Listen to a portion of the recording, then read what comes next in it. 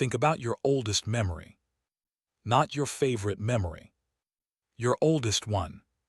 The very first thing you can remember. You can probably see pieces of it right now. The people. The place. The feeling. It feels real. Certain. Like a snapshot frozen in time. But there's a problem. Your brain probably changed that memory years ago. And it may have changed it again yesterday. In fact, every time you remember something, you risk altering it. Which means some of your most important memories may never have happened the way you think they did. And if that's true, a much bigger question appears. If your memories are constantly changing, how much of your life story can you actually trust? Most people think memory works like a camera. Something happens. Your brain records it. Years later, you press play. Simple, accurate, reliable. At least that's what we like to believe. But memory doesn't work like a camera. It never has. Your brain is less like a recording device and more like a storyteller. And every storyteller changes details. Sometimes intentionally. Usually without realizing it.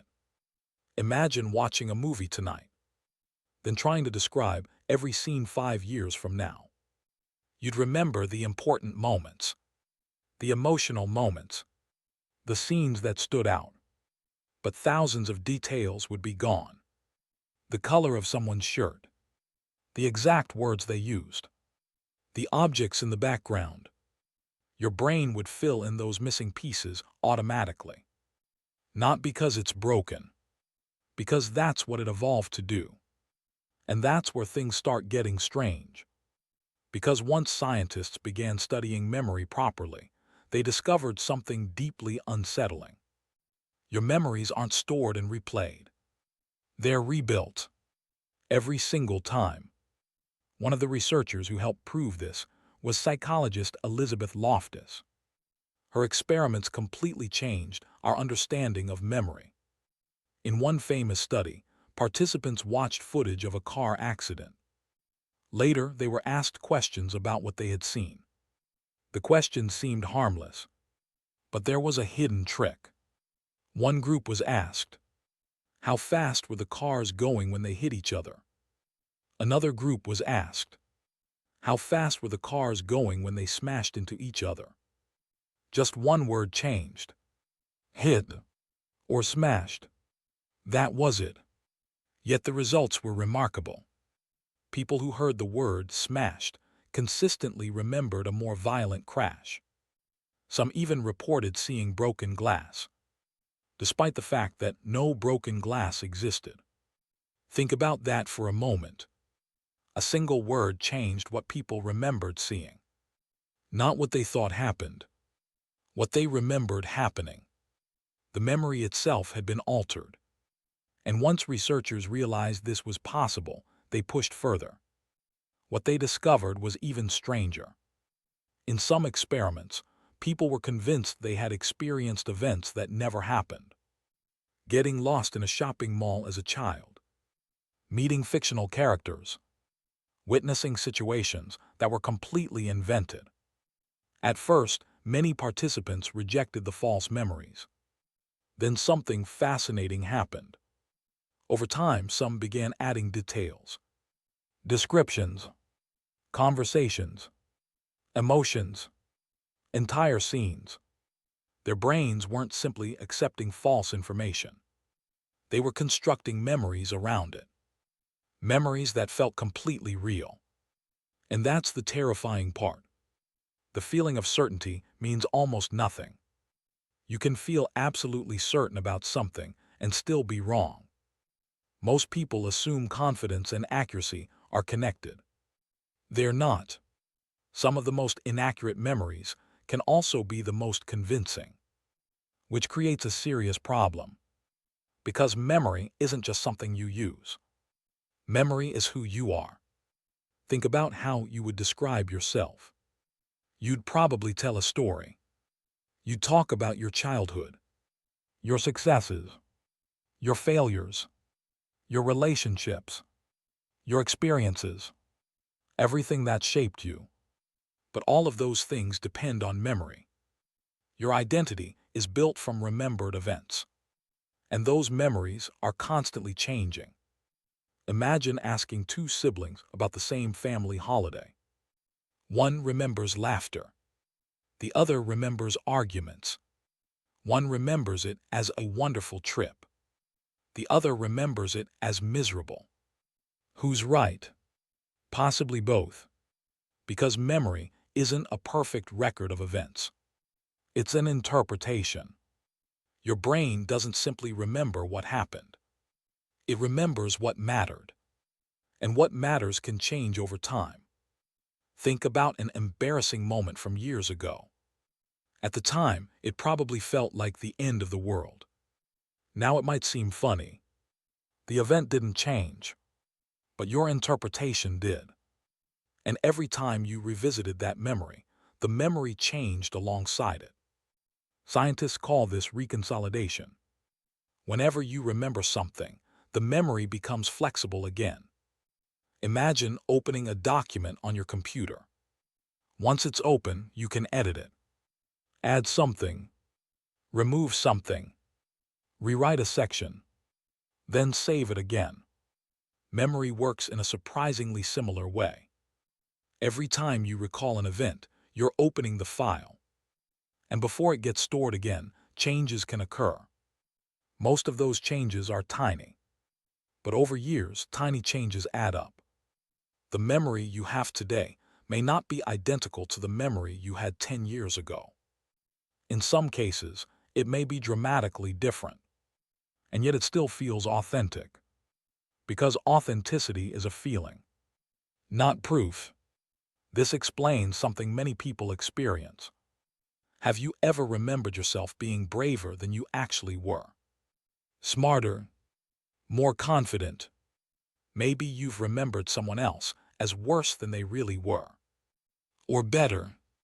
The brain constantly adjusts memories to fit the story it wants to tell. Humans crave narrative. We want our lives to make sense. We want cause and effect, meaning, purpose, consistency. And if reality doesn't provide that consistency, the brain sometimes creates it. Not maliciously, automatically. Imagine writing a biography of your life. Every chapter needs to connect. Every setback needs a lesson. Every decision needs an explanation. Your brain is constantly doing something similar. It's editing, reframing, reorganizing, trying to turn a messy collection of experiences into a coherent story. The result isn't necessarily false, but it isn't perfectly objective either. This becomes especially important when we look at eyewitness testimony. For decades, eyewitnesses were considered some of the strongest evidence available in court. After all, who could know what happened better than someone who was actually there? It turns out the answer is complicated. Stress affects memory. Fear affects memory. Leading questions affect memory. Media coverage affects memory. Conversations with other people affect memory. Even time itself affects memory. Numerous wrongful convictions have been linked to mistaken eyewitness identification. Not because people were lying, because they genuinely believed what they remembered. And belief is not the same thing as truth. The human brain is remarkably good at generating certainty, even when certainty isn't justified. Which raises an interesting question. If memory is so unreliable, why did evolution create it this way? Why not give us perfect recall? The answer is surprisingly simple. Because perfect recall isn't the goal. Survival is. Your ancestors didn't need perfect memories. They needed useful memories. They needed to remember dangerous situations, trustworthy people, important lessons, valuable patterns. The brain evolved to prioritize usefulness over precision, meaning over accuracy, Lessons over details. In many ways, memory isn't designed to preserve the past. It's designed to prepare you for the future. And that completely changes how we should think about it. The purpose of memory isn't to replay life. It's to help navigate what's coming next. Think about your happiest memory. Now think about one of your most painful memories. Notice how different they feel. Those memories influence decisions you make today. The people you trust, the risks you take, the goals you pursue. Your memories act like a map. And maps don't contain every detail of reality. They contain the details that matter. Enough information to guide you. Nothing more.